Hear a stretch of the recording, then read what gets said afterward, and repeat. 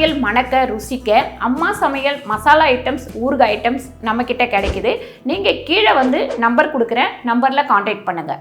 வணக்கம், நான் உங்கள் அம்மா சமையல் மீனாட்சி. இன்றைக்கி நம்ம ஸ்வீட் கார்னை வச்சு வடை தான் பண்ண போகிறோம். இது பார்த்திங்கன்னா நம்ம சாயங்கால நேரத்தில் பசங்களுக்கு ஸ்நாக்ஸாக வச்சுக்கலாம். இல்லை காலையில் நேரத்தில் யாராவது கெஸ்ட்டு வந்துட்டாங்கன்னா நம்ம வந்து பொங்கல் பண்ணால் வடை பண்ணிக்கலாம், இட்லி பண்ணால் வடை பண்ணிக்கலாம். அந்த மாதிரி நம்ம இதை பண்ணிக்கலாம்.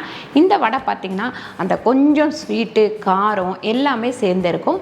ரொம்ப சூப்பராக இருக்கும். வாங்க எப்படி பண்ணுறதுன்னு பார்ப்போம். 3 பச்சை மிளகாய் சேர்த்துக்கலாம். ஒரு பவுலில் நான் வந்து கார்ன் வந்து க்ளீன் பண்ணி எடுத்து வச்சுருக்கேன். இது வந்து 2 கார்ன், முழு கார்ன்.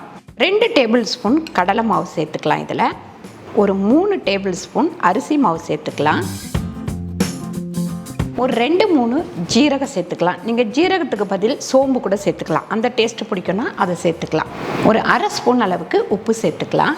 இதை மிக்சியில் போட்டு கொருன்னு அரைச்சி எடுத்துக்கலாம். பாருங்கள், இந்த அளவுக்கு திக்காக தண்ணியெல்லாம் ஊற்ற வேண்டாம். தண்ணியெல்லாம் ஊற்றாமலே இதை வந்து நல்லா அரைச்சி எடுத்துக்கோங்க. எப்போவுமே கார்னில் வந்து தண்ணி ஊற்றாமலே நல்லா கொஞ்சம் தண்ணி வரும். அதனால் நம்ம தண்ணி ஊற்ற வேண்டாம். பாருங்கள், ஒரு வெங்காயத்தை நல்லா பொடியாக நறுக்கி எடுத்துக்கலாம். இப்போ நம்ம இந்த நறுக்கின வெங்காயத்தை இதில் சேர்த்துப்போம். அப்புறம் கொத்தமல்லி கொஞ்சம், அதுக்கு நறுக்கின கருவேப்பிலை கொஞ்சம், இது எல்லாத்தையும் சேர்த்து நம்ம வந்து மிக்ஸ் பண்ணிக்கலாம். பாருங்கள், இந்த அளவுக்கு கொஞ்சம் தண்ணியாக இருந்தது அப்படின்னா கொஞ்சம் நீங்கள் இதில் அரிசி மாவு சேர்த்துக்கலாம். அதாவது வடை போடுற பதத்துக்கு நம்ம இதில் அரிசி மாவு சேர்த்துக்கலாம்.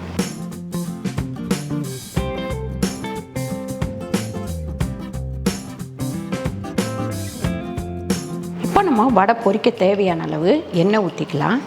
பாருங்கள், நல்லா இந்த மாதிரி உருட்டிக்கங்க. உருட்டிட்டு இந்த மாதிரி நல்லா வந்து தட்டிடணும். தட்டிட்டு இப்படி எடுத்துட்டு இதில் போட்டுடலாம்.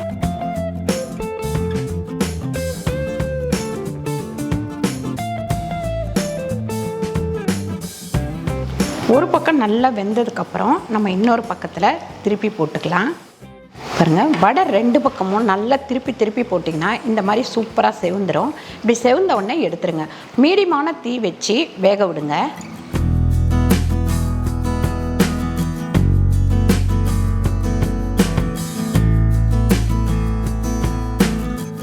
சூப்பரான ஸ்வீட் கார்ன் வடை ரெடி ஆயிடுச்சு. யாராவது கெஸ்ட்டு வந்தாக்கா இந்த ஸ்வீட் கார்ன் வடையை செஞ்சு அவங்கள அசத்துங்க.